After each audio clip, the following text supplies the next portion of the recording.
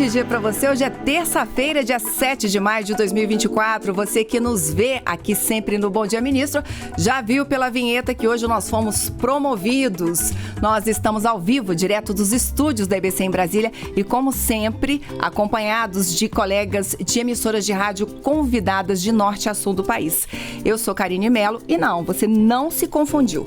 Este é o Bom Dia Presidente. Eu lembro a você que essa é mais uma produção da Secretaria de Comunicação Social da Presidência da República em parceria com a empresa Brasil de Comunicação. Estamos em rede facultativa de rádio para todo o país e se você que nos ouve quiser nos ver por aqui, fique à vontade. Estamos ao vivo na sua TV pelo canal Gov. E-mails para nos acompanhar a partir de agora não faltam. Essa entrevista também está sendo transmitida pelo nosso canal no YouTube, que é o @canalgov. Também temos o link ao vivo no streaming que você pode acessar pela nossa Agência Gov. Se você não conhece ainda, te convido a acessar agenciagov.ebc.com.br. Lá você pode ler, ouvir e assistir a todas as notícias do governo federal que impactam a sua vida. E a última dica é baixar no seu celular, seja Android ou iOS, o aplicativo do canal Gov e ter toda a nossa programação na palma da sua mão. E eu falei que nós tínhamos sido promovidos do Bom Dia Ministro e é verdade. Hoje, pela primeira vez, quem está aqui pessoalmente nos estúdios da EBC é o presidente Lula, a quem eu dou boas-vindas e agradeço demais a presença, presidente. Bom dia. Bom dia, Karine. Bom demais ter o senhor aqui, presidente, e diante da tragédia do drama que vive o Rio Grande do Sul, não tem como a gente começar essa entrevista sem, de novo, prestar toda a nossa solidariedade aí ao povo gaúcho, solidariedade da EBC, do canal Gov, e é claro que a gente precisa comentar, o presidente esteve 2 vezes já recentemente no Rio Grande do Sul, na quinta-feira e no domingo.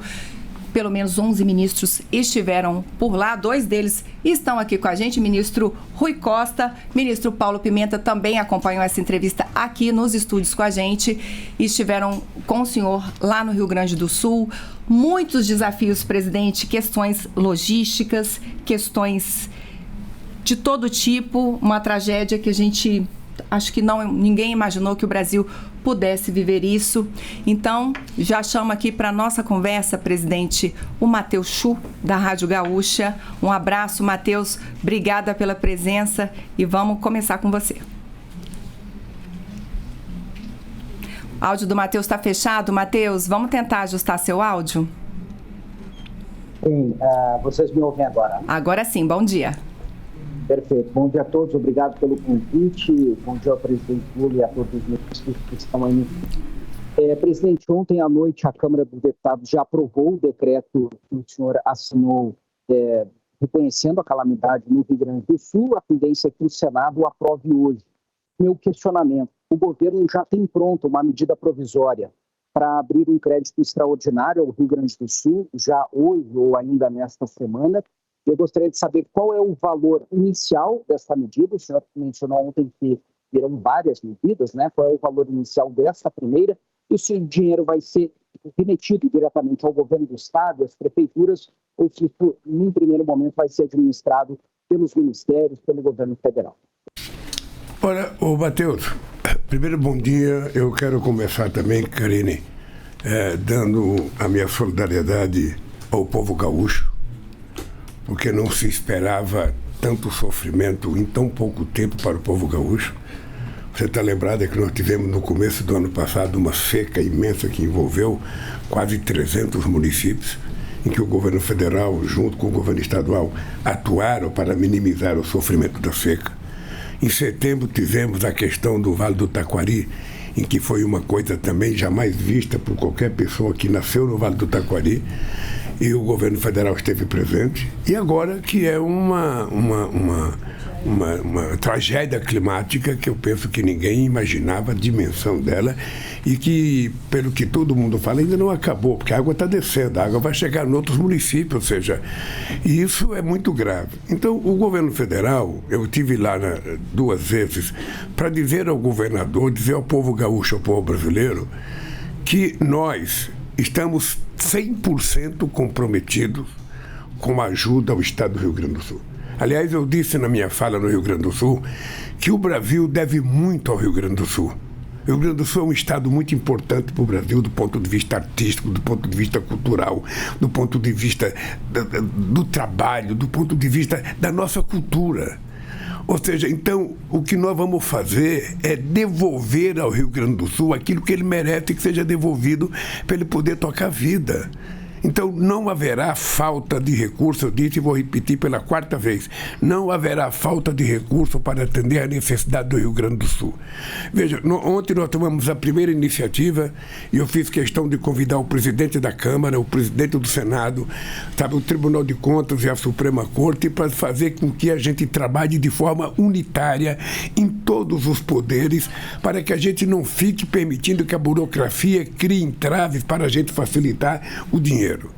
Qual é a dificuldade inicial? A dificuldade inicial é que nenhum prefeito, e o governador disse isso com todas as letras no último domingo, ainda não tem noção, sabe, do estrago que foi feito. Por enquanto as pessoas imaginam, por enquanto as pessoas pensam, mas a gente só vai ter o estado real quando a água baixar, que a gente vê o que aconteceu de fato no Rio Grande do Sul. O que nós fizemos ontem, eu fiz uma mensagem ao Congresso Nacional, fazendo um decreto legislativo para que a gente possa começar a facilitar a liberação de recursos através dos ministérios. O Ministério da Saúde pode liberar recursos, o Ministério da Integração Nacional pode liberar recurso, e vários ministérios podem liberando, o Ministério da Educação, tá? Vai liberando recursos de acordo com as necessidades fundamentais, que é colocar a criança na escola, colocar as pessoas no hospital, a compra de remédio, a compra de combustível, a compra d'água, a compra de comida. Esse dinheiro vai saindo normalmente pelo Ministério sem muita burocracia. Agora, eu espero que esta semana o governador do Rio Grande do Sul, ontem eu conversei com o Haddad e o Haddad ficou de ligar para o governador para convidar o governador para vir ao Brasil, para vir a Brasília, para que a gente possa saber se ele já tem os números grandes, os números que são, se não o total, pelo menos uma coisa muito próxima do total, para a gente começar a discutir no Congresso Nacional. O que eu posso te garantir, Matheus, o que eu posso te garantir é que há 100% de vontade da Câmara, 100% de vontade do Senado, 100% de vontade do Tribunal de Contas e do Poder Judiciário para que a gente facilite ao máximo possível os recursos. Eu, sinceramente, essa pergunta que você fez, quem que vai administrar o dinheiro, eu acho que quem vai administrar o dinheiro é quem vai saber utilizar o dinheiro quando ele chegar no Rio Grande do Sul. Os ministérios têm estrutura nos estados, mas também nós queremos trabalhar junto com a Secretaria de Saúde do Estado, com a Secretaria de Educação do Estado, Secretaria de Transporte. O ministro Renan está 100% comprometido em recuperar o mais rápido possível as estradas federais que estão aí. E eu disse para o governador que a gente tem intenção de ajudar também nas estradas estaduais. Então, por enquanto, Matheus, nós estamos naquela fase do seguinte: o emergencial vai ser liberado a partir de hoje. Vários ministérios já têm autorização para começar a liberar os recursos iniciais para os primeiros socorros. E depois a gente vai trabalhar junto com o governador o projeto. Nós já fizemos reuniões, o Rui Costa e o Pimenta e outros ministros já fizeram reuniões com muitos prefeitos no próprio domingo à noite. E a gente quer ouvir, montamos uma sala de situação no estado do Rio Grande do Sul para que o governo federal possa atender às suas necessidades e fazer com que a conversa com o governador e com as secretarias estaduais seja uma coisa que flua com muita rapidez. Eu queria aproveitar a tua pergunta, Matheus, para dizer para o povo do Rio Grande do Sul. Sabe, eu sei que é muito triste, eu sei que vocês estão sofrendo, eu sei o que é perder tudo como vocês perderam, eu só quero que vocês tenham certeza. O governo federal vai fazer tudo para recuperar o estado do Rio Grande do Sul, porque não é só o povo do Rio Grande do Sul que precisa do estado recuperado, o Brasil precisa do Rio Grande do Sul recuperado. Por isso, Matheus, tenha certeza que não faltará empenho da nossa parte. Hoje a gente recebe nos estúdios da EBC aqui em Brasília o presidente Luiz Inácio Lula da Silva. Presidente, aliás, falando em liberação, foram liberados aí 538 milhões de reais em emendas parlamentares também, o que é muito importante nesse momento, né, presidente? Eu até não falei das emendas parlamentares, porque como é uma coisa do Congresso Nacional, eu acho que eles têm vontade de falar. Mas uma coisa que é importante é o seguinte, veja, Eu lembro que quando teve a encheia na Bahia, em 2022, eu lembro que o presidente da República estava passeando no jet ski em Fernando de Noronha e não se preocupou. Então eu queria chamar a atenção, eu lembrei esse caso para chamar a atenção o seguinte: ainda tem muita fake news contando mentiras sobre o Rio Grande do Sul, desmerecendo as pessoas que estão trabalhando. Porque a quantidade de pessoas que estão trabalhando, não apenas das Forças Armadas, da Polícia Militar, sabe, da Polícia Civil, da Polícia Federal, sabe, da Força Nacional, não apenas as pessoas que ganham salário para trabalhar, mas os voluntários. O que mais me apaixona é a quantidade de gente no Brasil inteiro preocupada em ajudar o Rio Grande do Sul. Ou seja, eu digo todo santo dia, um país que tem os seres humanos com a bondade que tem o Brasil não merecia essa indústria de fake news mentirosa, sabe, eu diria até canalha, que vive pregando mentira, vive deturpando fala, vive pegando palavras e vive contando mentira para a sociedade. Um país não pode ir para frente desse jeito. É preciso que as pessoas tenham bom senso. É preciso que as pessoas não sejam levianas. A situação do Rio Grande do Sul é muito delicada e aí os parlamentares, sabe, liberaram as suas emendas. Eu acho extraordinário isso. Se tiver emenda de senador, também libera. Ou seja, todo mundo quer ajudar o Rio Grande do Sul. Todo mundo. Agora, é preciso tomar cuidado, porque tem gente que não quer ajudar. Porque tem gente que está apostando na desgraça. Porque tem gente que quer que não dê certo. E nós sabemos a importância do Rio Grande do Sul para a história desse país. Portanto, gaúchos e gaúchas, fiquem tranquilos, tenham fé em Deus, que a gente vai consertar esse estado e vocês vão voltar a viver felizes, sabe, com as suas famílias. Presidente, o ministro Rui está aqui, me corrigindo aqui, falando que já foram liberados R$1 bilhão. É isso, ministro? Puxa o microfone aí, ministro Rui, por favor. Aí. Já foram autorizados processamento, já está sendo liberado desde sexta-feira 538 milhões e 522 milhões referente a um conjunto de emendas que são batizadas de PIX. O Congresso muda a regra agora nessa quinta, mas nós já autorizamos, assim que for feita a votação na quinta, mais 522 milhões, ou seja, nós estamos falando de 1 bilhão e 60 milhões que a partir de sexta estarão liberados. 1 bilhão e 60 milhões do conjunto de senadores da Câmara. Aí, maravilha. Aliás, presidente, falando nisso, eu acho que ontem eu estava fazendo uma reflexão aqui para essa entrevista de hoje, e eu acho que já tem muito tempo que o Brasil, com toda essa polarização, que a gente não tinha um momento em que as pessoas assim demonstraram verdadeiramente tanta união, né? Então são governos, governo federal, com o governo dos estados, com igrejas, com pessoas da sociedade civil organizada, com pessoas físicas, com artistas, né? Todo mundo muito empenhado, e acho que pela primeira vez a gente sente, né, o Brasil de novo assim, de mãos dadas pelo Rio Grande do Sul. O senhor tem esse sentimento, presidente? Olha, eu tenho o sentimento de que o clima no Brasil melhorou muito e tende a melhorar mais, porque na medida em que as pessoas vão vendo que as coisas estão acontecendo, na medida em que as pessoas vão percebendo que o governo está trabalhando, e na medida que as pessoas começam a perceber que as coisas estão melhorando para ele, na vida dele, na mesa que ele come, na casa que ele mora, as pessoas vão começar a deixar de lado essas pessoas raivosas, mentirosas, que pregam ódio. Porque polarização sempre houve em qualquer lugar do mundo, nos Estados Unidos, na Alemanha, na França, no Brasil. Eu polarizei com o Fernando Henrique Cardoso 3 eleições, depois eu polarizei com o Serra, mas tinha um nível civilizatório de discussão. Você não ofendia a mulher da pessoa, você não ofendia o marido da pessoa, você não ofendia o filho da pessoa, você não xingava as pessoas, você não falava em matar, você não falava em arma. Sabe, porque nós agora estamos fazendo o seguinte, nós estamos assumindo um compromisso que cada município desse país que não tiver uma biblioteca, vai ter uma biblioteca. Porque é preciso a gente pensar em livros para as pessoas e não em armas. O que dá segurança para a pessoa, sabe, é o grau de consciência que as pessoas tenham. Então nós vamos fazer isso. Nós agora, em cada conjunto habitacional que nós inaugurarmos, vai ter uma pequena biblioteca naquele conjunto habitacional, para que as pessoas voltem a adquirir o hábito de ler. lê a sua história, lê a história do Brasil, lê a história da sua vida, da sua cidade, da sua cidade. Então, esse país, Karine, nós estamos construindo. Não é uma tarefa fácil, não. Porque o bicho está solto. Tem muita gente ruim. Tem muita gente falando mentira, tem muita gente pregando ódio, tem muita gente ofendendo. Eu vi vídeo ontem desacreditando, desancando as Forças Armadas, os caras trabalhando lá e os caras desancando. Sabe, é uma coisa que não ajuda. Não ajuda. Por isso é que eu trabalho também com a vontade de que em algum momento o Congresso Nacional, a sociedade brasileira, os internautas do mundo vão se ter em conta que existe uma certa regulação para que a gente utilize a internet como uma melhoria civilizatória da humanidade e não como uma piora. Então vamos a Cuiabá, vamos sair de Porto Alegre e vamos direto a Cuiabá, Rádio Centro-América FM. Quem está lá com a gente é o Aldair Santos. Oi, Aldair, bem-vindo, bom dia.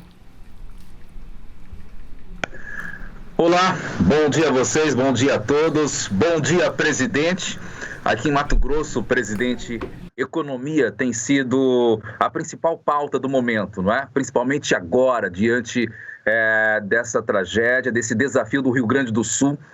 A produção, presidente, do Brasil, produção de grãos, de soja, arroz, alimentos, já estava com uma previsão de queda, né, nesta safra por conta das questões climáticas. No caso de Mato Grosso, Centro-Oeste, por conta da seca. Agora, presidente, esse desafio do Rio Grande do Sul vai impactar ainda mais a produção, porque no nosso estado do Rio Grande do Sul, essas chuvas praticamente levaram grande parte da produção, né? Produção de grãos, produção de carne. E o setor do agro, presidente, já vem reclamando há algum tempo, pedindo mais apoio, renegociação de dívidas, mais financiamento.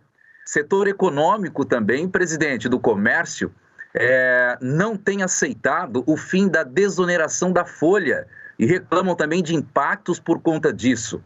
Como é que o senhor pretende tratar desses assuntos, presidente, a partir de agora no seu governo? Como enfrentar esses desafios? O que o senhor pode dizer para esses dois setores, presidente?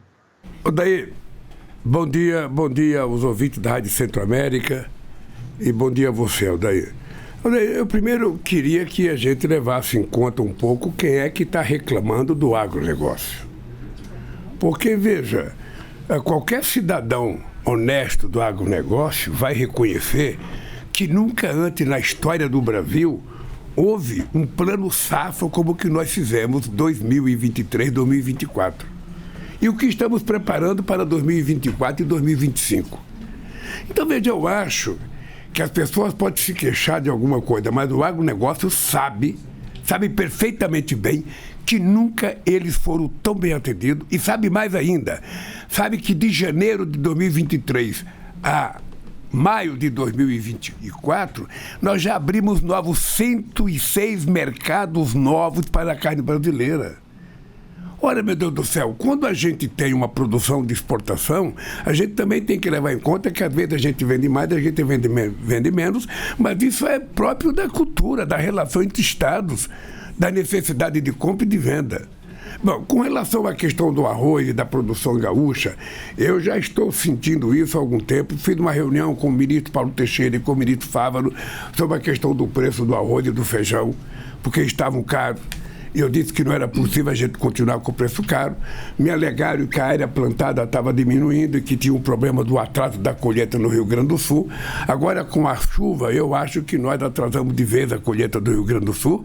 Portanto, se for o caso, para equilibrar a produção, a gente vai ter que importar arroz, a gente vai ter que importar feijão, para que a gente coloque na mesa do povo brasileiro um preço compatível com aquilo que ele ganha. Tá? Mas é uma coisa que eu vou te dizer, Aldair, pode ter certeza do seguinte, veja quem reclama, porque o pessoal do agronegócio nunca teve tanta facilidade de recursos como tem agora, nunca.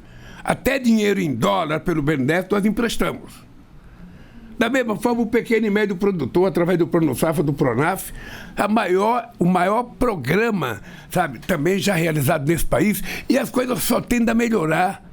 Só tende a melhorar por quê? Porque o agronegócio, a agricultura familiar, a média agricultura, tem muito a ver. Nós agora tivemos abertura de importação de suínos que estava com problema. Nós agora passamos a ser um país livre de febre aftosa, o que aumenta 100% a qualidade da carne brasileira no mundo. Eu tive essa semana, na sexta-feira, com o primeiro-ministro japonês, e eu tive que falar para ele, vocês estão comprando uma carne de outros países 20% mais cara do que a nossa, e não é melhor do que a nossa. Para comprar a nossa carne, rapaz. Sabe? Aí pedi para o Alckmin levar ele num restaurante em São Paulo, numa bela churrascaria, para ele saber o sabor da carne brasileira para comprar. E aí, velho, nós somos imbatíveis. Você sabe que eu sou muito agradecido à competência do pessoal que trabalha no campo no Brasil, porque tanto o pequeno proprietário, a agricultura familiar, como o agronegócio, tem sido motivo de orgulho para o Brasil. A gente tem produzido muito, tem batido recorde atrás de recorde, a gente tem exportado muito. Só que as pessoas que exportam têm que saber que nós não controlamos o preço da exportação. Às vezes cai, às vezes aumenta. Quando aumenta é bom, quando cai é ruim. Mas isso vale para todo mundo. De qualquer forma, eu vou lhe dizer uma coisa. Ninguém tem o direito de reclamar, sinceramente. Ninguém pode reclamar por falta de recurso do governo federal, porque não falta recurso. Inclusive, nas negociações das dívidas, o Fávaro tem conversado comigo, tem conversado com o ministro Haddad, e a gente vai fazendo tudo no tempo certo. Hoje, eu sou daquele presidente, Aldair. Antigamente, você tinha o presidente que era o defensor da reindustrialização do Brasil e que não gostava da agricultura, porque o Brasil só investe, sabe, só exporta commodity. Não, hoje a gente não fala mais isso porque a gente sabe o valor da genética que tem, sabe, na criação do nosso boi, do nosso frango, do nosso carneiro, do nosso porco. A gente sabe quanto de tecnologia tem num grão de soja. Então a gente valoriza isso, sabe, muito. Então não é trocar a agricultura pela indústria, é fazer os dois crescerem, que o Brasil precisa dos dois. O Brasil precisa continuar sendo um grande produtor agrícola, exportar, porque o mundo precisa comer. Nós temos 735 milhões de seres humanos que vão dormir toda noite sem ter o que comer. E o Brasil produz comida, portanto o Brasil tem que produzir mais, exportar mais, e nós vamos garantir que isso aconteça. É isso. Eu acho, daí que o Fávaro está vendo essa entrevista nossa, e quando terminar aqui, certamente ele vai falar comigo. Eu vou pedir para ele ligar para você dizer qual é o setor que está reclamando, para a gente chamar para uma conversa. Este é o Bom Dia Presidente, que hoje recebe o presidente Luiz Inácio Lula da Silva aqui nos estúdios da EBC em Brasília. Presidente, a gente está em rede facultativa de rádio, pelo canal Gov, pelo YouTube. Eu também quero agradecer aos colegas da CNN, do UOL e do Poder 360 que transmitem essa nossa entrevista ao vivo. Então vamos, sem demora, presidente, a Curitiba. Vamos à Rádio Banda B. Quem está com a gente lá é a Denise Mello. Oi, Denise, bom dia. Bom dia, Karine. Bom dia, presidente.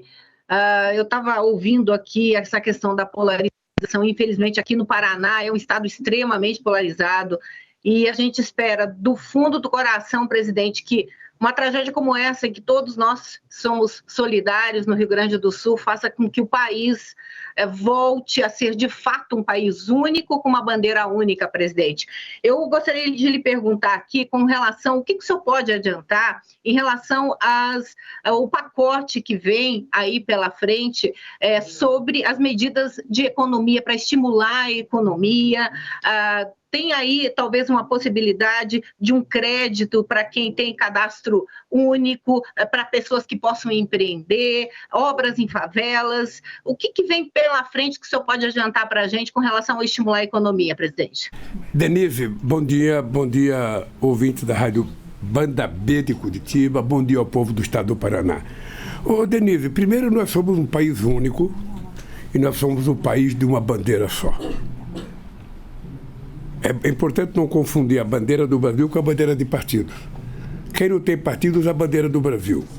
Quem tem partido usa a bandeira do Brasil quando quer falar da nação e usa a bandeira do partido quando quer falar do partido. Tá? Essa polarização não é por conta de disputa eleitoral. Essa polarização é porque você tem, de um lado, uma parte da sociedade, sabe, que age de forma civilizatória, respeitando o direito dos outros, respeitando o direito de cada um, desde que não haja interferência na vida do outro. E do outro lado você tem um grupo de pessoas que vive da fake news, vive de mentira, vive de leviandade. Então, esse tipo de gente é que nós temos que derrotar. Você, Denise, se lembra? Eu disputei 3 eleições, perdi 3 eleições para presidente da República. Você nunca viu, depois de perder as eleições, a gente ficar chorando, lamentando e xingando, não. Perdeu, vá para casa e se vire e tente se preparar. Eu esperei 12 anos para ganhar uma eleição. E você não me viu xingando ninguém. Quando eu ganhei do Serra, do Alckmin, também eles não ficaram xingando. Perderam, foram para casa. É assim que se faz política no mundo. Acontece que surgiu uma coisa nova. Surgiu o implante do ódio em qualquer palavra. Sabe uma coisa que está faltando no Brasil hoje, Denise? Está faltando, eu diria, argumento. Por falta de argumento, as pessoas falam bobagem. Por falta de argumento, as pessoas xingam. Por falta de argumento, as pessoas falam mentiras. Então, é preciso que a gente recupere a capacidade do debate com argumento. Sabe, que as pessoas leiam mais, que as pessoas discutam mais os problemas do Brasil. Essa é a primeira coisa. A segunda coisa, Denise, eu vou te dizer uma coisa. Você sabe como é que nós pegamos esse país. Esse país estava desmontado. Esse país estava desmontado. Era como se fosse uma dessas casas que cai quando dá um vendaval. Ou seja, nós precisamos recuperar esse país. Esse país não tinha Ministério da Cidade. Você sabe que fazia 8 anos que não tinha dinheiro para encosta no orçamento do governo federal? Você sabe que fazia 7 anos que não aumentava a merenda escolar?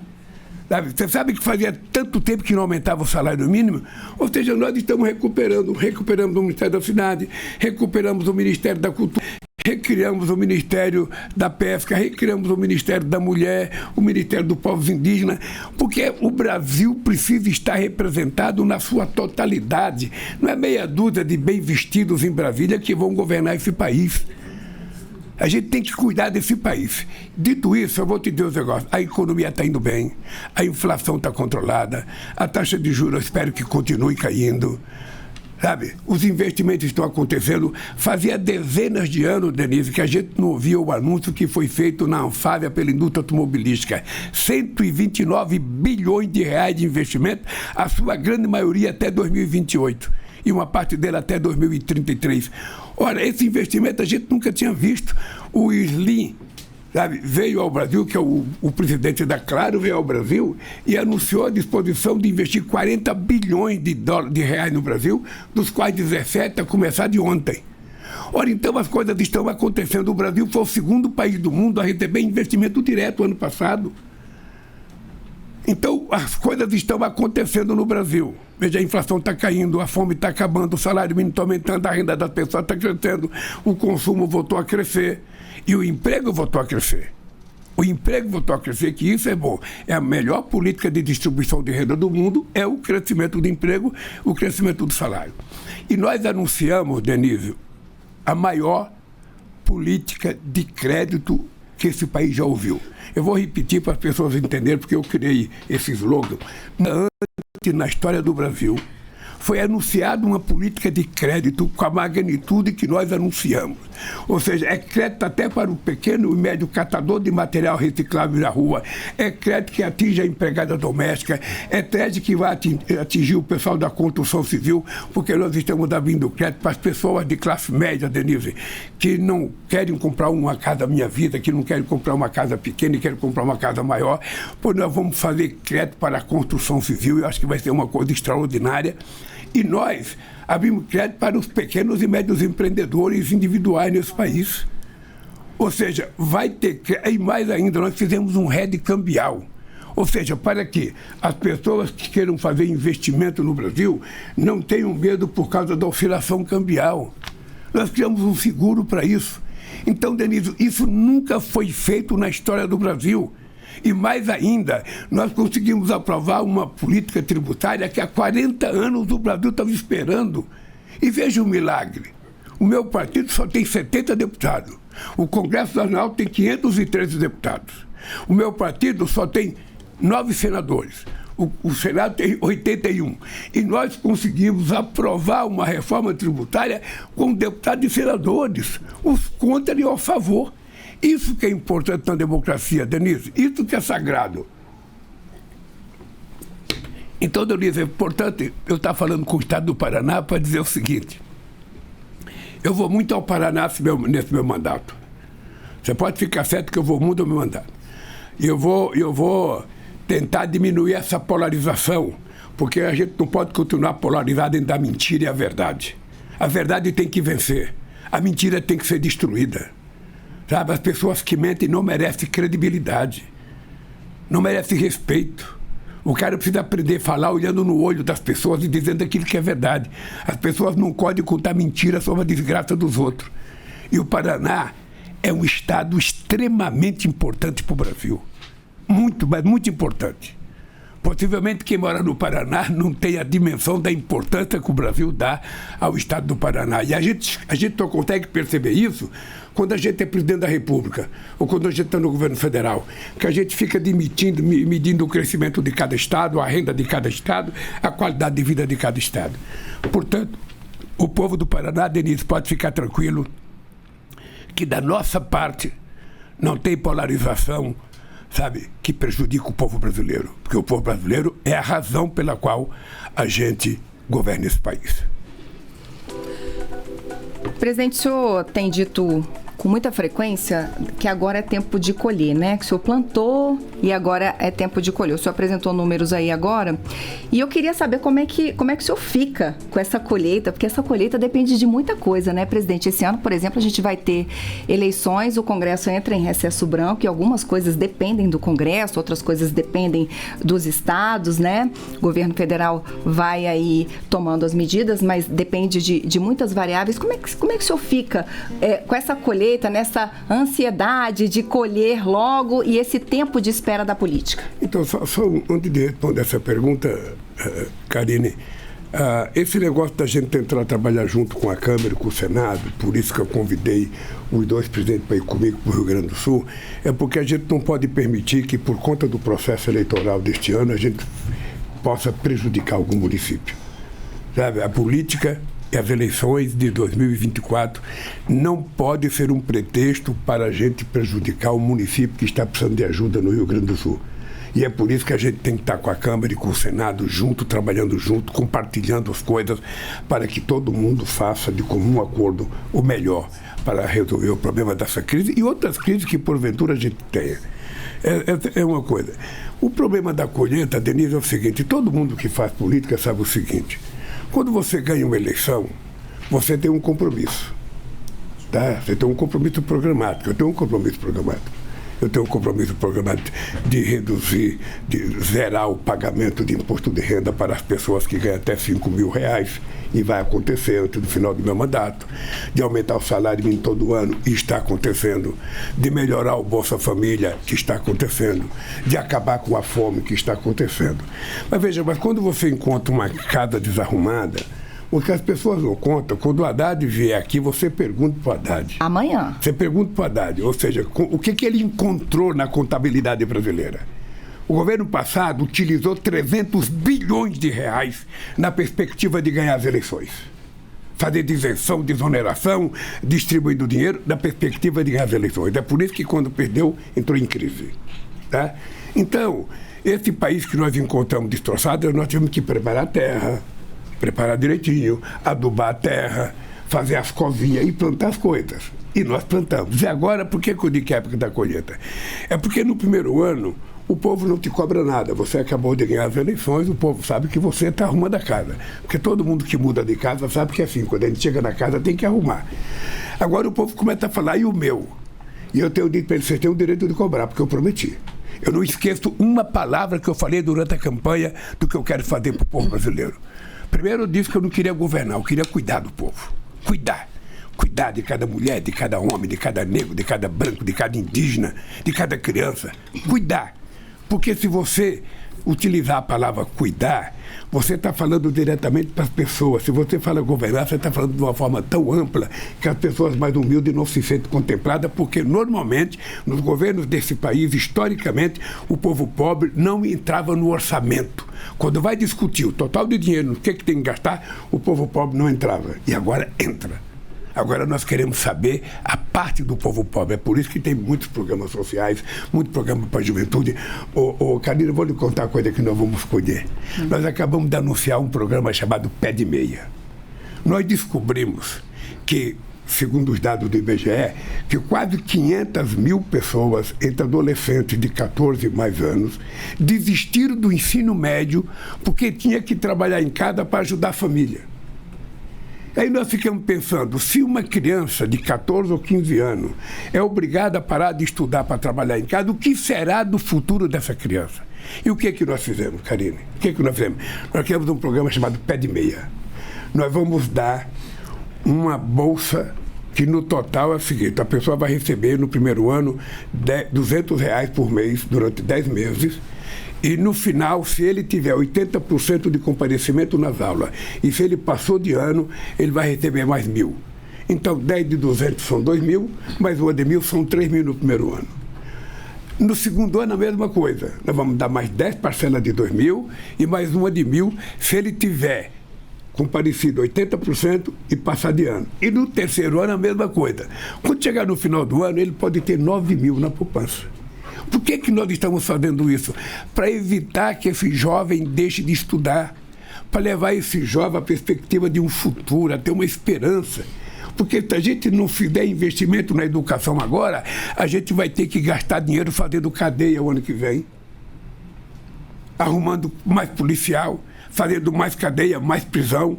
Então nós queremos investir na educação. A educação é a única coisa que significa o desenvolvimento do país. Diferente de governo que achava que tinha que fazer casa de tiro, tinha que facilitar a compra de arma, que o cara podia ter 10 fuzil, 10 revólver, 10 pistola, 10 metralhadora, que o importante era todo mundo andar armado, como se todo mundo fosse aqueles personagens americanos, Rambo, todo mundo, sabe? Não, a gente quer uma pessoa, sabe, com a mentalidade pacífica, ordeira, trabalhadora. E por isso nós fizemos um programa como esse. É uma colheita extraordinária. Aprovamos mais 100 institutos federais nesse país. Só que em Brasília vamos ter 2. Então, é esse mundo que está me permitindo colher aquilo que nós plantamos. E estamos só começando a colheita. Só espero que vai ter muito mais. Não é que a gente já fez tudo, não. E o povo não pode parar de cobrar. Pode continuar cobrando, que a gente sabe o que a gente prometeu, e eu quero entregar esse país. Karina, eu quero entregar esse país para o povo brasileiro com um crescimento robusto, com uma renda melhor, o povo voltando a poder comprar aquilo que ele produz. Eu vou dar um dado para vocês do que é colher, gente. Em dezembro de 2010, quando eu deixei a presidência da República do Brasil, o Brasil vendia por ano 3.800.000 carros. Eu vou repetir. 3.800.000 carros era vendido por ano quando eu deixei a presidência em 2010. Eu voltei em 2023 e esse país estava vendendo 1.800.000 carros. Menos da metade. Já voltamos a vender 2.300.000. Estamos conversando com a indústria automobilística. É preciso, eles têm banco, eles têm que baixar a taxa de juros, aumentar o tempo de pagamento, porque o pobre, ele compra carro. Todo mundo gosta de carro. Quem é que não gosta de carro? Agora é preciso que seja acessível, tem que ter mais carro popular para ele poder comprar. Então, é essa colheita que eu quero entregar para o povo. Quando eu deixei a presidência da outra vez, o varejo estava crescendo quase 13%, o PIB estava crescendo 7,5%. E as pessoas estavam vivendo, sabe, na maior felicidade. O Brasil, pelas pesquisas, o país mais alegre do mundo e o país com mais esperança do mundo. Aí tivemos um momento de escuridão nesse país, em que o país, ninguém respeitava o Brasil, ninguém vinha no Brasil, e o Brasil não recebia, e ninguém recebia o Brasil. Nós voltamos, e eu já tive reuniões com todos os países importante do mundo. Eu já estive participando da reunião da União Africana com 54 presidentes. Eu já estive na União Europeia, na América Latina, com 66 presidentes. Eu já estive no G20, eu já estive nos BRICS, eu já estive na CELAC com 15 presidentes e já estive na CELAC com 33 e no CARICOM com 15 presidentes. Por que isso? Porque é preciso. Eu tenho dito uma frase que é o seguinte: ninguém ama quem não conhece. Verdade. Ninguém ama quem não conhece. Quando eu levei o Lira e o Pacheco comigo, eu disse o seguinte, eu aprendi com a minha mãe, ela disse o seguinte, meu filho, o coração não sente o que os olhos não veem. É preciso que os olhos vejam. Então eu quis levar eles para que a gente visse. Uma coisa é eu contar a desgraça, outra coisa é você ver a desgraça. Para sensibilizar as pessoas. Então, é essa colheita que eu quero entregar, um Brasil mais harmonioso, um Brasil mais carinhoso, um Brasil mais fraterno, mais solidário, sabe? Que as pessoas se abracem e não se esmurrem. Que a pessoa se beije e não enfaqueia outro, sabe? Que as pessoas comprem livros e não armas. É esse país que eu quero. E aí nós temos, sabe, que fazer muita coisa para isso acontecer. E vamos fazer.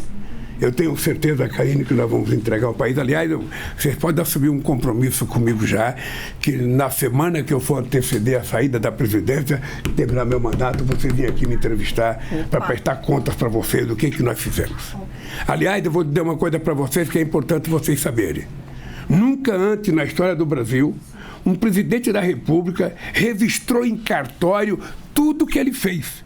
Quando eu saí em 2010, a companheira Miriam Belchior, que é o braço esquerdo e direito do Rui Costa na Casa Civil, mais o pessoal dela, Maurício e companhia Bela, trabalharam e apresentaram um relatório que eu fui registrar em cartório. Pois é o único presidente do mundo que registrou em cartório. Em cartório, sabe, aquilo que fez. E vamos fazer outra vez. Porque ao invés de ficar só fazendo discurso, vamos provar. Quem quiser saber o que eu fiz de 2010, sabe, vá procurar que você encontra isso registrado em cartório. Para você que chegou agora aqui no canal Gov, este é o Bom Dia Presidente e você pode baixar o áudio dessa e de outras entrevistas a qualquer momento. Basta acessar redenacionalderadio.ebc.com.br. Também pode assistir essa entrevista ao vivo pelo YouTube e a qualquer momento o ministro Pimenta está aqui com a gente trazendo atualizações sobre número de mortos e desaparecidos no Rio Grande do Sul, presidente. Veja, nós vamos todo santo dia acordar com números ruins, sabe por quê? É o que eu estou dizendo, a gente só vai ter noção do que aconteceu quando, sabe, a água baixar, o rio voltar ao leito normal e a gente poder saber das famílias quem me apareceu, porque não é só 90 mortos, é 130 desaparecidos, ou seja, não estão desaparecidos. Então, é muito triste, é muito triste. Mas, além da solidariedade que a gente tem que pregar todo dia, rezar todo dia, eu disse ontem uma coisa, Karine, que é o seguinte, eu sou de uma região, o Rui também, em que a gente nascia e morria fazendo procissão e rezando para chover. Então, quando a gente vê uma quantidade de chuva como essa, para nós é algo inexplicável. Então, agora a gente está rezando para parar de chover no Rio Grande do Sul. Pelo amor de Deus, para de chover para que o povo possa voltar à normalidade e a gente possa reconstruir, sabe? E me parece que ainda vai chover quinta-feira, sabe? Bem, uma coisa que eu recebi um recado agora é o seguinte, é que a partir de hoje os prefeitos e o governo estadual podem encartrar pedidos para escolas, creches, unidades de saúde, hospitais, sabe, recuperação de equipamentos, é só cadastrar que vai começar a acontecer imediatamente para atendimento do povo. É isso. Este é o Bom Dia Presidente. Hoje a gente recebe o presidente Luiz Inácio Lula da Silva. Presidente, vamos a São Paulo, então? Vamos aos estúdios da Nova Brasil FM. Quem está lá com a gente é a Michele Trombelli. Oi, Michele, bom dia para você. Bom dia, Karine. Bom dia, presidente, também. A gente está ao vivo transmitindo também aqui na Rede Nova Brasil. É um prazer representar o nosso jornalismo nessa entrevista, presidente. Eu gostaria de voltar a um assunto que foi levantado pelo nosso colega de Cuiabá, o Aldair. É um assunto cheio de idas e vindas, que é a reoneração da folha de pagamento. Existe uma pressão muito grande de empresários, prefeitos, parlamentares, para que o governo encontre uma solução o quanto antes para esse impasse da reoneração da folha de pagamento de 17 setores importantíssimos da economia. Qual seria, na sua visão, essa solução por parte da sua equipe econômica para que não afete tanto os empregos no país? E quais são os planos do governo, presidente, para reduzir despesas e se empenhar para cumprir as metas fiscais, não apenas pelo aumento da arrecadação? Denise, bom dia. Michele, bom dia. Bom dia, ouvintes da Rádio Nova Brasil. Obrigado por retomar a pergunta feita que eu esqueci de falar, a questão da desoneração. Olha, Michele, quando veio a crise de 2008, 2009, eu fiz 49 bilhões de reais de desoneração para vários setores. Mas quando a gente fazia a desoneração, a gente chamava o movimento sindical e a gente fazia um jogo de mútuo interesse.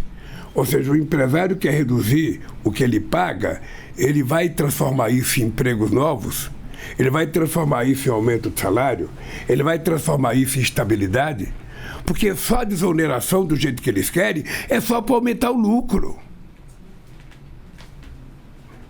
É isso que eles querem.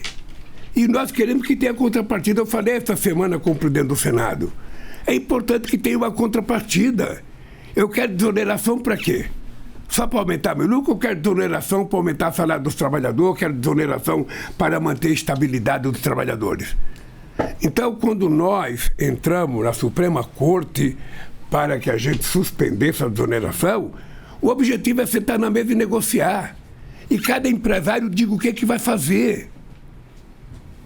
Sabe, diga o que vai fazer, porque esse negócio de dizer, sabe, que é para manter emprego, ninguém garante que mantém emprego. Qual é o contrato que diz que ele vai garantir emprego? Quem é que diz que na primeira crise ele não manda o gente embora? Não tem nada escrito. Então o que nós queremos é apenas seriedade dos empresários. Eu estou dizendo isso porque eu fiz 49 bilhões de desoneração sem empresário pedir. Decisão minha e do Guido Mantega. Vamos tentar fazer desoneração nos setores mais importantes da economia e fizemos. Aí depois, no governo da Dilma de 2011 a 2015, foi feito 540 bilhões de desoneração. Aí já era o Eduardo Cunha, o presidente da Câmara, aí a Dilma mandava desonerar esse copo, ele desonerava o copo, a xícara, o pires, a mesa, desonerava até a água que não tinha dentro do copo. Ou seja, aí levou a um desastre. Porque toda vez que o Estado toma uma decisão de não arrecadar um determinado tributo, ele tem que saber o que vai compensar aquele tributo. Então é por isso que nós não queremos deixar de negociar. É importante lembrar que a suspensão, a liminar que nós conseguimos é para chamar os empresários numa mesa de negociação. E essa é a responsabilidade do nosso ministro Haddad, que tem que fazer isso. Tá? Isso também eu conversei com o presidente do Senado. Outra coisa é a questão do crescimento econômico. Veja, eu às vezes fico um pouco irritado com esse negócio de déficit fiscal, de se vai ser zero, se não vai ser zero. Veja, isso é uma discussão que em nenhum país do mundo se faz. Em nenhum país do mundo. A dívida pública bruta dos Estados Unidos, ou seja, é 112% do PIB. A dívida do Japão é 235% do PIB. A dívida da Itália é quase 200%. Ou seja, esse não é o problema. Esse não é o problema ficar só olhando que você não pode gastar tanto, não pode gastar tanto. Olha, você tem que saber se você está gastando ou se você está investindo. Eu sempre faço uma pergunta para provocar os meus companheiros da imprensa. Se a EBC deu um aumento de salário para os trabalhadores dela, ela está gastando ou está investindo? Na minha opinião, ela está investindo para ter profissionais mais qualificados, mais motivados, com mais vontade. Isso vale para você, isso vale para a Rádio Nova Brasil, isso vale para todas as rádios que estão transmitindo, isso vale para a Globo, para a Record, para o SBT, para a Bandeirante, para toda televisão. Quando você melhora a vida da pessoa, você está distribuindo riqueza. Isso significa, na minha opinião, investimento. Então, a gente não pode colocar isso como ponto básico. A gente tem responsabilidade fiscal, Michele, porque eu aprendi que a minha mãe foi economista. Minha mãe era analfabeta. Ela tinha 8 filhos que trabalhavam e a gente chegava no final do mês. Naquele tempo a gente recebia um envelope amarela com o dinheirinho lá dentro. Todos os 8 filhos chegavam e entregavam o envelope fechado para minha mãe. Ela não sabia ler nem escrever, mas sabia contar dinheiro. Então ela contava o dinheiro e ela falava, esse aqui é para pagar a padaria, esse aqui é para pagar o bar, esse aqui é para pagar não sei das contas, isso aqui é para pagar a conta da luz, isso aqui é para pagar a conta do gás, sobrou isso aqui. Sobrou isso aqui, ela falava, isso aqui é para você, sabe, para o seu transporte mensal, distribuía para cada um. Se sobrasse algum, por mais velha, ela dava dinheiro, isso aqui é para você ir namorar hoje. Como eu era um caçula, nunca sobrou dinheiro para me namorar. Sabe, eu ficava sem o meu dividendo. Sabe? Então, eu estou dizendo isso para mostrar a responsabilidade. Eu, desde que assumi a presidência da República em 2003, eu tenho dado lições de responsabilidade. Eu peguei esse país quebrado devendo 30 bilhões para o FMI.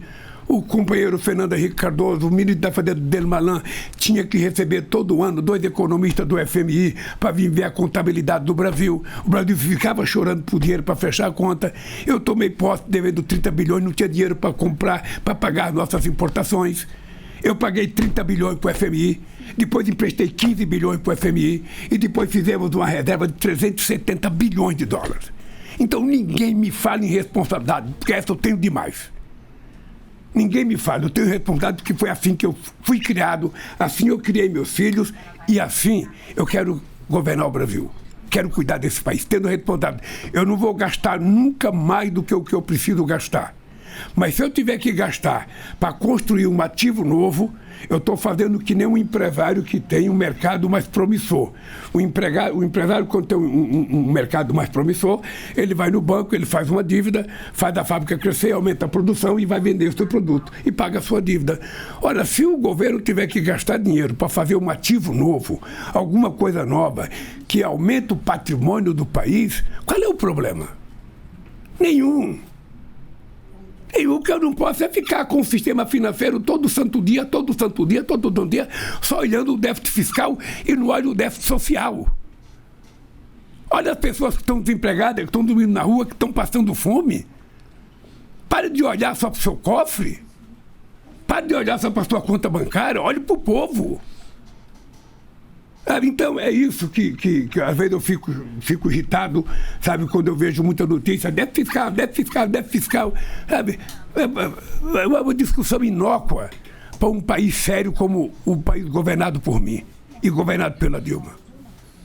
Sabe? Seriedade fiscal eu tenho e já provei. Eu peguei esse país falido em 2003 e entreguei esse país à 6ª economia do mundo. Pegamos ele à 12ª. Se Deus quiser, vamos devolvê-la para a 7ª ou 6ª economia do mundo. As coisas estão acontecendo. A nossa companheira Karine perguntou agora como é que está a colheita. Eu, na verdade, quero convidar vocês para participar dessa colheita.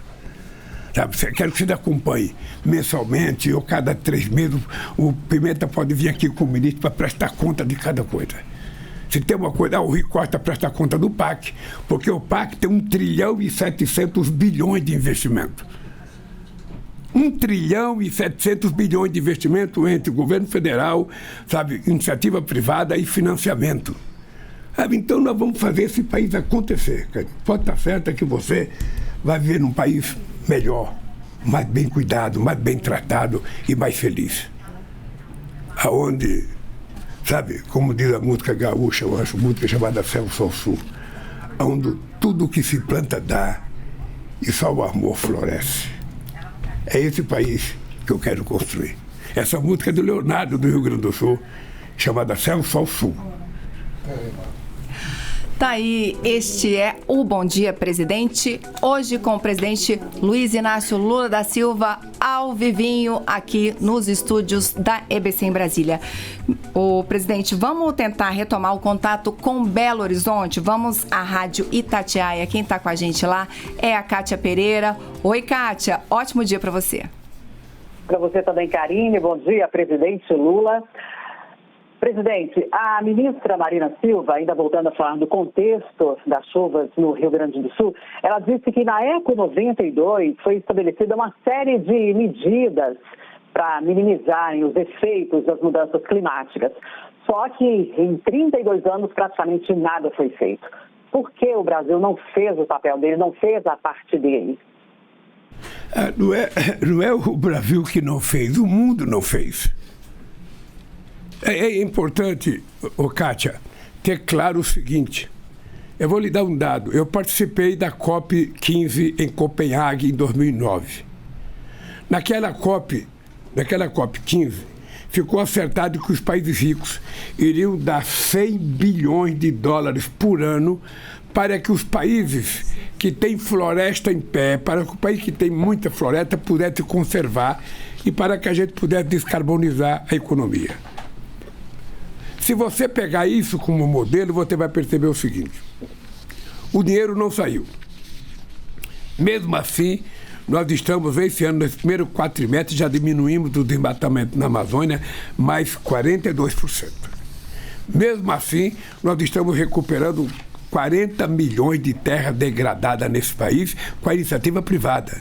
Foi assinado um acordo com uma instituição financeira do Japão, a JICA, para começar a fazer investimento e plantar, florestas, ou fazer florestamento, ou plantar outra coisa qualquer que quiserem plantar, mas nós vamos recuperar.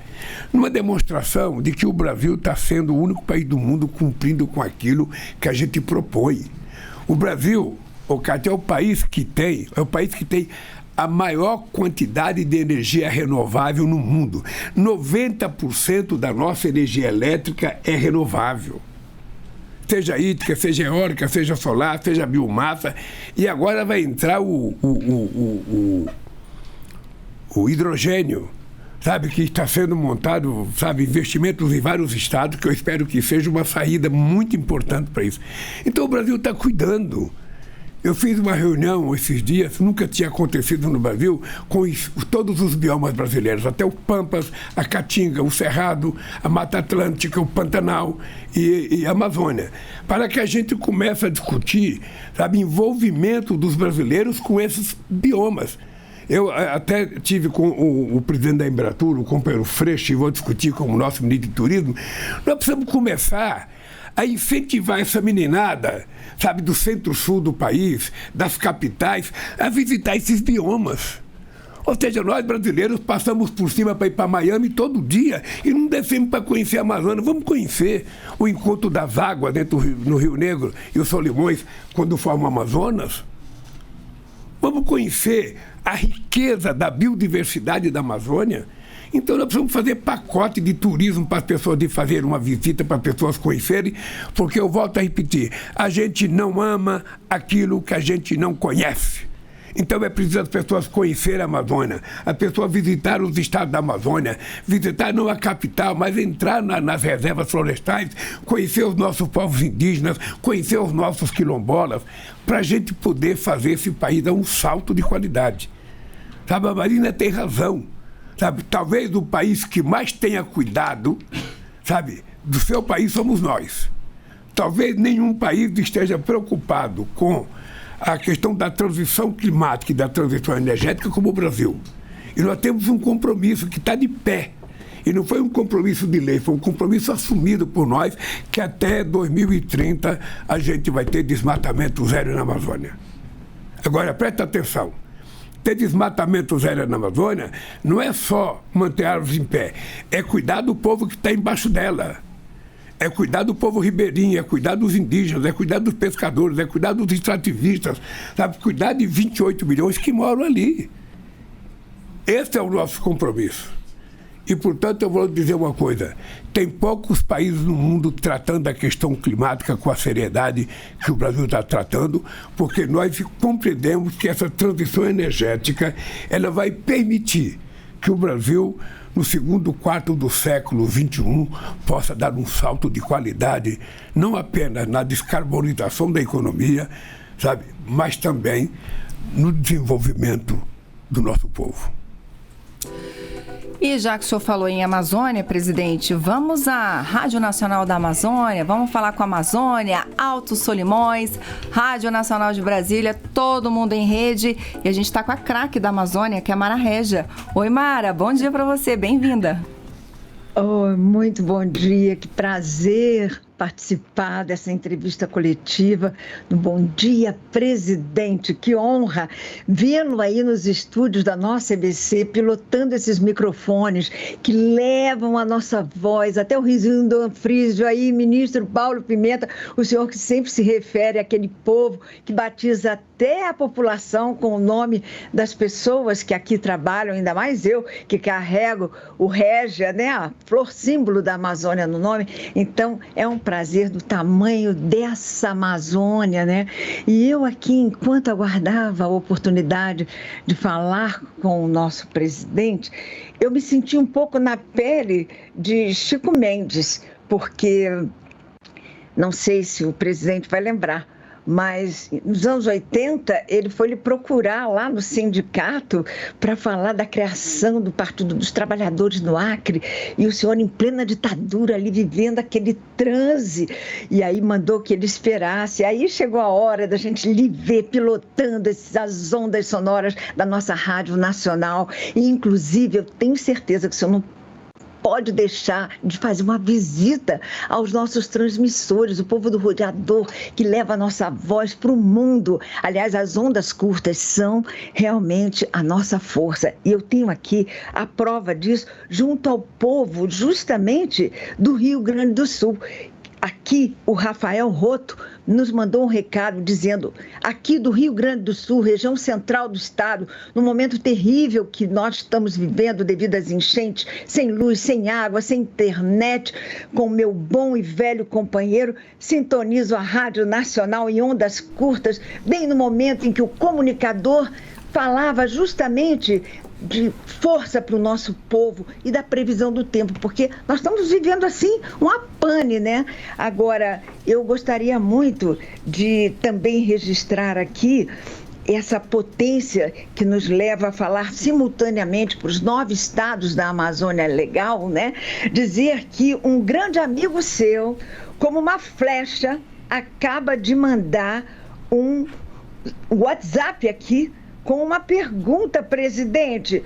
Eu estou falando de um amigo que compartilha a imortalidade, só que ele na academia e o senhor no panteão da humanidade, né, pelo conjunto da obra. Então, diz Ailton Krenak, eu quero saber, presidente, se o senhor acredita na possibilidade de uma governança plurinacional para a bacia amazônica, além do Tratado de Cooperação Amazônica. Eu fiquei muito impressionado quando o senhor visitou o presidente da Colômbia, Gustavo Petro, e eu vi seu entusiasmo em convocar os países da bacia amazônica a uma nova responsabilidade sobre esse bioma. Como é que o senhor acredita que o seu governo vai poder dar concretude a essa proposta, presidente? Olha, Kátia, primeiro um prazer... Mara Reja. Mara, desculpa, Mara, Kátia, aqui, deixa eu tirar a Kátia daqui para colocar a Mara.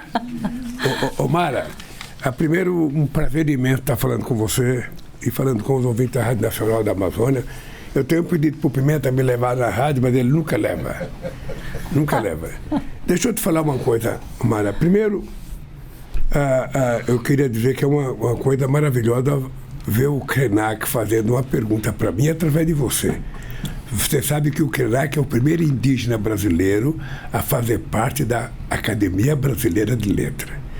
E depois que eu li o livro do Ailton Krenak, eu estou trabalhando muito para tentar adiar o fim do planeta, sabe? Vamos ver se a gente consegue protelar o fim do planeta. É isso que nos leva a cuidar da Amazônia com carinho especial. Eu tô convencido que a gente não pode ficar brigando com o restante do mundo como se a Amazônia fosse um santuário da humanidade. Não. A Amazônia, a brasileira, é a maior, mas você tem a Amazônia em toda a América do Sul. Você tem quase todos os países fronteiriços com o Brasil e a Amazônia. E nós fizemos uma reunião em Belém do Pará para a gente discutir a questão da Amazônia. E a gente precisa preparar uma discussão a nível mundial, porque tem 3 regiões que tem floresta em pé. Tem a nossa Amazônia, tem a da Bacia do Congo e tem da Indonésia. que são 3 grandes reservas florestais que existem no planeta. Então nós precisamos estar juntos para tentar trabalhar como é que os países ricos vão pagar para que a gente possa se desenvolver mantendo a nossa floresta em pé. Esse é um desafio meu, não apenas com o Brasil, um desafio meu com o futuro da humanidade. A humanidade depende. O que está acontecendo hoje no mundo inteiro, essas mudanças, essas crises climáticas, essa violência que a gente está vendo da natureza, é uma resposta de algum erro que foi cometido em algum momento histórico. As pessoas precisam perceber. Eu fico imaginando, sabe, o sofrimento do povo gaúcho, eu fico imaginando por que tanta água, sabe, naquela região. Sabe, é um negócio que eu não consigo entender. Agora, eu queria que o Ayrton Krenak soubesse que nós vamos levar muito a sério, mas muito a sério essa questão da preservação do nosso planeta, sabe, fazer as coisas com mais cuidado, produzir sem destruir, sabe, recuperar aquilo que for possível recuperar. Nós vamos fazer com muito carinho, Omar, com muito carinho, porque é uma coisa para o futuro do nosso planeta. O que é importante é que as pessoas precisam conhecer. Quando nós tomamos a decisão de fazer a COP30 em Belém, é porque todo mundo dá palpite sobre a Amazônia. Se você for na Noruega, as pessoas falam da Amazônia. Se você for na Suécia, falar da Amazônia. Se você for na Finlândia, fala da Amazônia. Se você for na Austrália, falar da Amazônia. Ou seja, as pessoas falam sem conhecer. Então, quando nós convocamos a COP em Belém, é para trazer o mundo para ouvir a Amazônia. Vai ser a primeira vez que a Amazônia vai ter um microfone na mão e ela vai poder falar para todo o planeta. Vai ser a primeira vez. E eu tenho certeza que você estará lá, Mara. Tenho certeza. Sabe? Assim esperamos e queremos, como Krenak, cantar para o Rio Doce, lá nas Minas, onde ele se encontra, mas o rio que ele chama de avô. Se a gente tivesse esse pertencimento, né, como o presidente acaba de dar provas dessa integração, inclusive eu que faço o programa Viva Maria voltado para as questões de gênero, raça e etnia, eu queria dar um viva Dona Lidu, que reconhece com sua atitude, né, que as mulheres são as grandes economistas, né? Então, viva Maria, viva a resistência e viva a esperança, porque essas cadelas que nesse momento estão adotadas por Janja e que participaram da sua posse, são a prova de que nós precisamos realmente ter uma natureza cada vez mais viva e a gente não pode se privar da nossa responsabilidade. Presidente, que honra estarmos aqui. Estou muito feliz com a sua liderança, com o seu compromisso em nome do carinho, porque nós, mulheres, somos carinho e somos cuidado também. Obrigado, Mara. Obrigado, querida. Presidente, vamos então... Qual que é a próxima rádio, Malu? Rádio Verdinha, vamos a Fortaleza, presidente. Vamos à Rádio Verdinha. Quem está lá com a gente é a Jéssica Velma. Oi, Jéssica. Bom dia para você. Obrigada pela presença aqui hoje. Olá, muito bom dia, presidente, bom dia a todos que nos acompanham, uma alegria estar aqui nessa conversa também. E olha, daqui do Ceará, eu acho que eu não podia fugir um pouco de falar de educação, é um assunto que para a gente está sempre em destaque, há muitas pautas, porque a educação é muito ampla, mas, presidente, dessa vez o meu recorte vai ser sobre educação superior.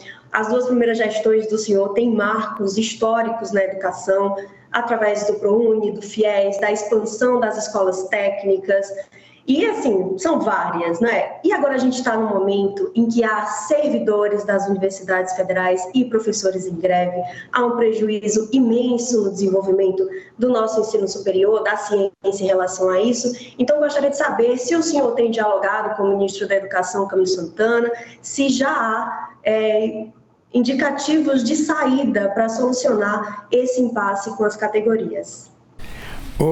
Querida Jéssica, eu talvez seja o único presidente do mundo que não posso me queixar de greve.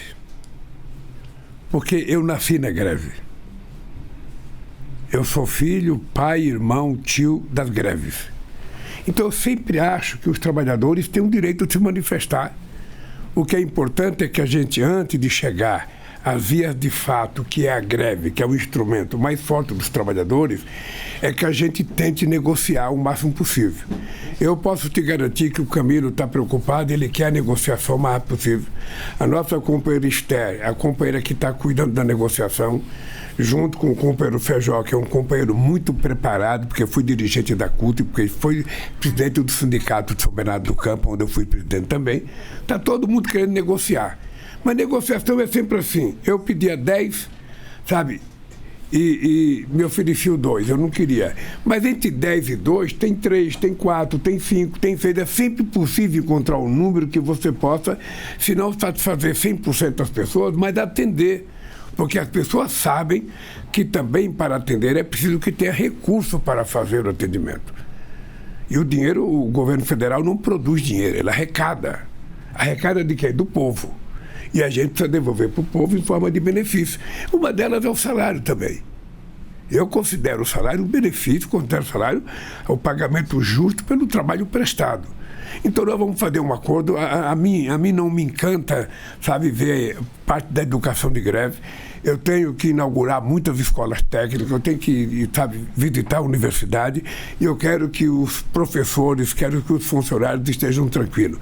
Eu ontem tive uma conversa com a ministra Esther, e ela me disse que hoje estava elaborando uma proposta para fazer aos sindicatos dos professores. Eu espero que a gente faça um acordo o mais rápido possível, porque a educação é imprescindível para o crescimento desse país.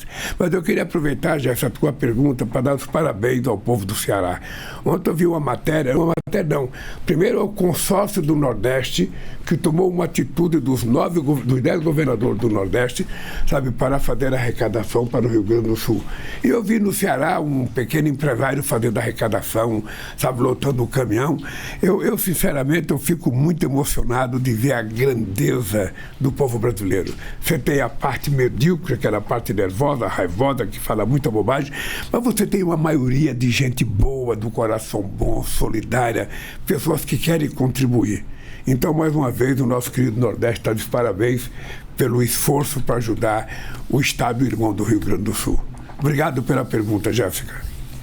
Presidente, o senhor falou aí sobre a COP30, e eu queria que o senhor falasse um pouco também sobre o G20. São eventos muito importantes que o Brasil vai sediar, que o Brasil vai comandar, o Brasil agora na presidência do G20. Eu queria saber qual é o grande legado que essa presidência do G20 vai deixar, qual será essa grande marca que o Brasil vai deixar à frente da presidência do G20. Eu queria saber qual é a notícia, a gente falou de tantas coisas aqui, notícia que o senhor queria ver estampada aí no Brasil. Antes de falar do G20, deixa eu relembrar aqui o aviso que eu fiz agora há pouco para os prefeitos e o governo do Estado do Rio Grande do Sul, que a partir de hoje está aberta a possibilidade de se cadastrar para pedidos, sabe, escolas, creches, unidades de saúde, hospitais, recuperação e equipamentos, ou seja, tudo que for necessário para recuperar, para investimento em educação, creche, hospital, está pronto, aberto, o governo está preparado, os ministérios estão preparados para começar a atender a partir de hoje. Portanto, prefeitos, entrem, sabe, no computador e comecem a fazer seus pedidos. Bem, a questão do G20. O G20 é um momento extremamente importante na vida do mundo quando ele se reúne. Eu tive a ocasião de ser um dos criadores do G20, junto com o presidente Bush e outros presidentes, na época da crise de 2008. Ou seja, era preciso criar um fórum que pudesse representar as maiores economias do mundo e tentar encontrar uma solução para os problemas. Nós fizemos uma primeira reunião nos Estados Unidos, fizemos uma segunda reunião em Londres. A última que eu participei, eu levei a companheira Dilma já como presidenta eleita. E o G20 vem se reunindo. Não é fácil tomar decisão, porque os interesses são muito contraditórios. Nesse G20 do Brasil, nós temos 3 coisas importantes para discutir. Uma é o combate à fome, à desigualdade e à pobreza. Essa é uma coisa fácil de resolver se houver a disposição política dos nossos governantes de querer assumir responsabilidade. Porque, veja, o mundo já produz alimento suficiente. A tecnologia, a genética, sabe, os adubos, os fertilizantes já permite que a gente possa produzir alimento para toda a humanidade. O problema é que você tem uma parte que se perde entre a produção e o consumo, e você tem uma parte que se perde porque o povo não pode comprar, não tem dinheiro para comprar. Então, essa questão, se houver uma disposição política dos governantes, é uma coisa que a gente pode acabar. Então, esse é o primeiro item, combate à desigualdade, a pobreza e a fome. A segunda coisa é a gente tentar discutir a questão da representatividade das Nações Unidas, da ONU. Ou seja, a ONU ela foi criada em 1945, ou seja, depois da Segunda Guerra Mundial, como se fosse uma casa da paz. Ou seja, a partir dali, ela tinha um Conselho de Segurança dos membros permanentes, é composto pelos 5 maiores países de economia e também dos países que ganharam a guerra. Lá está a Rússia, lá está os Estados Unidos, lá está a França, a Inglaterra e está a China. Tá? Então, nós estamos reivindicando que a ONU tenha que ter, primeiro, representatividade geopolítica. Não tem nenhum país africano. E a África tem 3 países com mais de 100 milhões de habitantes. Tem a Nigéria com 216 milhões de habitantes, a Etiópia com 126 milhões de habitantes e o Egito com 106 milhões de habitantes, fora a África do Sul. Tá? Aí não tem ninguém. A América do Sul tem o Brasil, tem a Argentina, tem a Colômbia. A América Latina tem mais o México, ou seja, tem a Índia que não está presente no Conselho de Segurança, tem a Alemanha que não está presente e tem o Japão que não está presente, ou seja, então o que nós queremos é melhorar a representatividade e a gente quer acabar com o direito de veto. Porque eu não sei se você viu nas últimas votações sobre a questão da faixa de Gaza, você teve 12 votos a favor, 2 votos neutros e 1 voto contra. E o voto contra vetou. Então, precisa acabar com o direito de veto. E por que nós queremos colocar essa discussão da ONU? É porque do jeito que o mundo está, e quando a gente coloca a questão climática como uma questão prioritária para a sobrevivência do planeta Terra, que a gente não quer que ele fique aquecido mais de 1,5 grau de temperatura, é preciso que a gente tenha uma instância, sabe, mundial, que possa, sabe, dando resposta à pergunta do Ayrton Krenak, que possa governar o mundo. Ou seja, uma governança global que tome uma decisão sobre a questão climática, essa decisão seja obrigatória, não dependa do Estado Nacional, não dependa do Congresso Nacional. Isso que é importante ser discutido. Porque hoje acabaram de discutir uma paz lá na faixa de Gaza e ontem Israel invadiu outra vez. E o presidente de Israel diz todo dia, eu não paro, não paro, não paro. E vai matando mulher e criança. Sabe? Então é preciso que a ONU tenha mais força, mais condições políticas de cuidar da paz. Então essa é uma coisa. A segunda coisa. A terceira coisa é a mudança no sistema financeiro de Bretton Woods, que foi criado para a Segunda Guerra Mundial, que foi criado para incentivar, sabe, o desenvolvimento dos países, o financiamento dos países, FMI, Banco Mundial e outras agências internacionais. Elas não contribuem mais, porque elas não ajudam, elas sufocam. O continente africano está devendo 860 bilhões de dólares. A taxa de juros que eles pagam é muito alta. Não tem como, não sobra nem dinheiro para pagar e sobra dinheiro para investir. Então, qual é a minha tese? É que essas instituições transformem parte dessa dívida desses países que estão endividados em investimentos. Então, ao invés de eu pagar 10 para você, eu pago só 5. E 5 eu faço investimento em obras de infraestrutura. Ou seja, eu vou melhorar a infraestrutura do país, eu vou gerar emprego e eu vou diminuir o que eu tenho que pagar para os outros, que eu vou investir internamente. Essa é uma discussão também muito difícil. Muito difícil porque, sabe, todo mundo é muito generoso, mas na hora de colocar a mão no bolso, ninguém quer colocar a mão no bolso. Então, agora nós temos um aliado forte, que é a presidenta Dilma, que é a presidenta do Banco dos BRICS.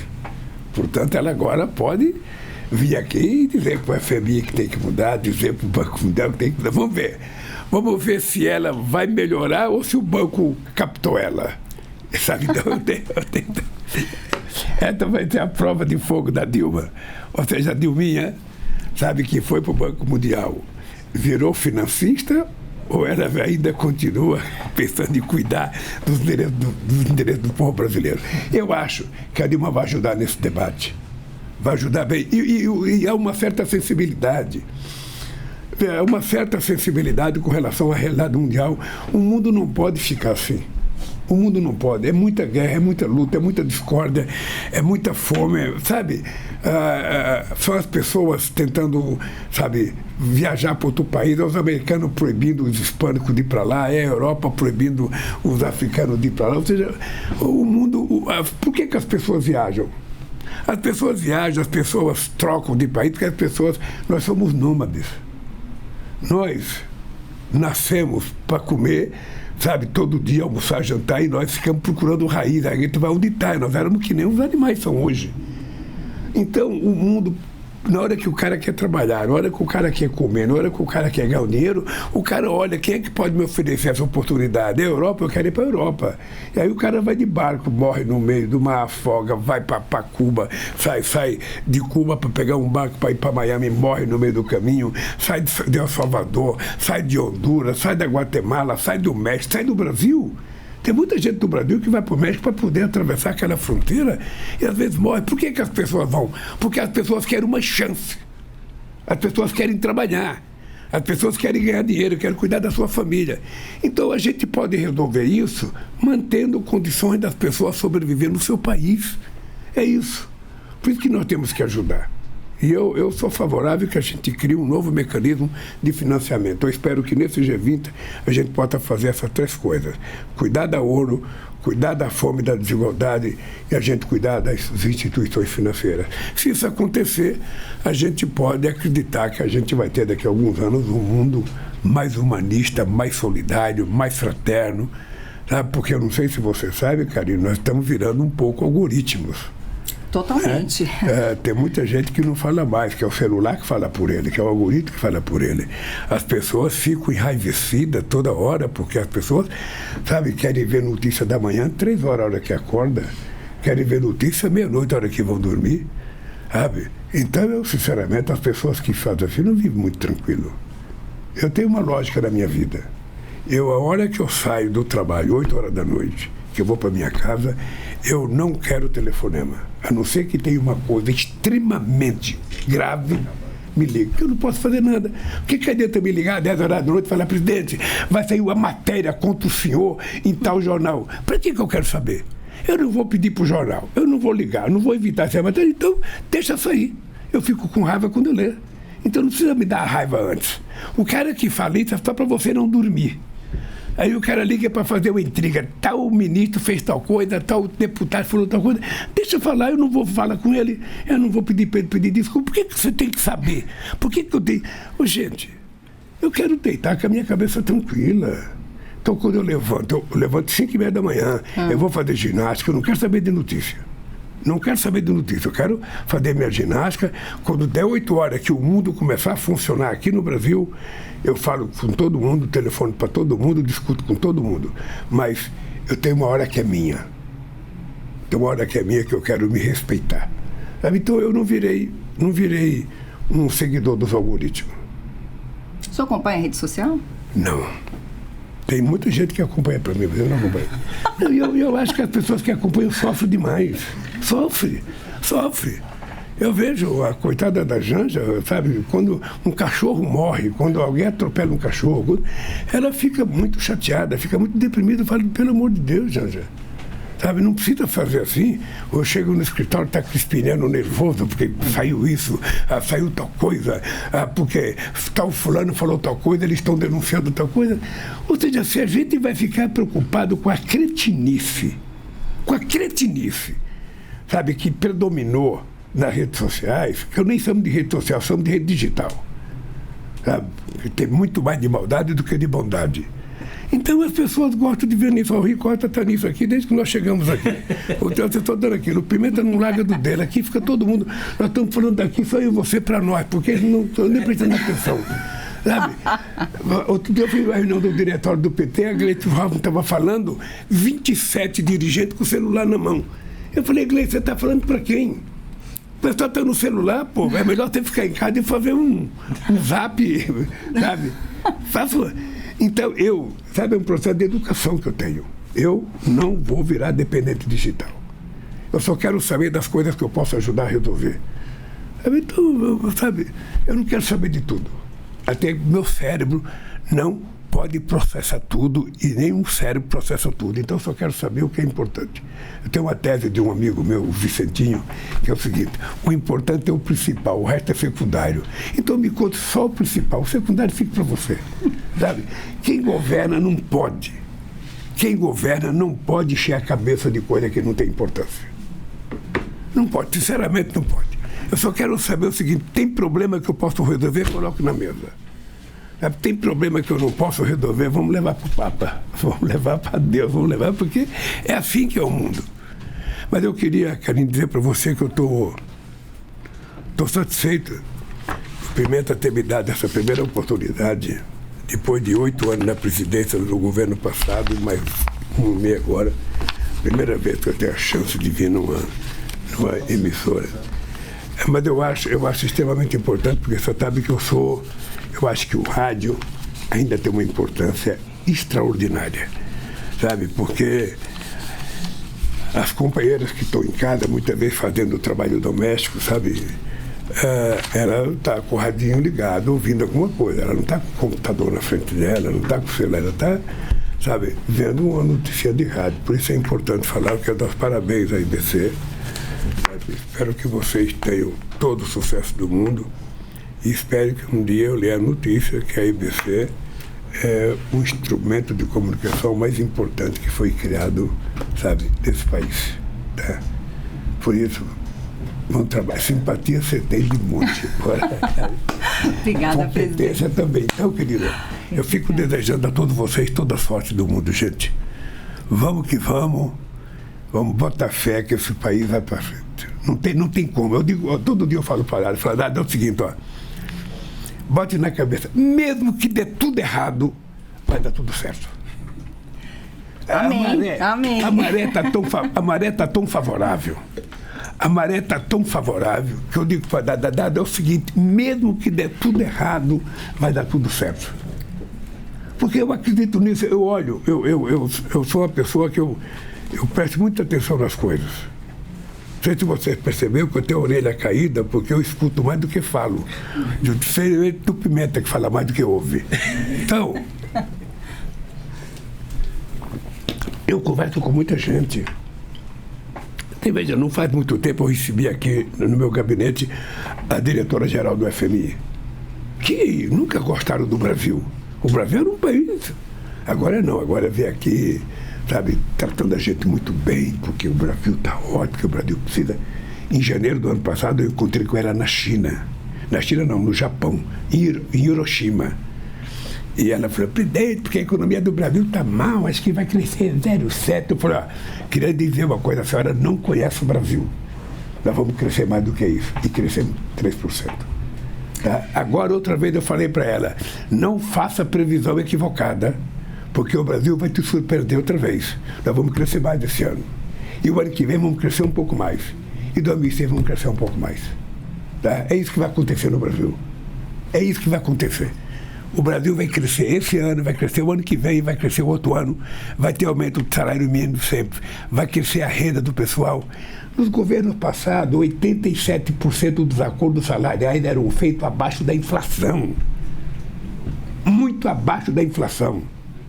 No nosso governo, 90% em 2003 foi feito acima da inflação. Então as coisas estão acontecendo. As pessoas vão conseguir consumir mais, vão comprar o que comer. Eu agora estou numa briga para baixar o preço do feijão e do arroz.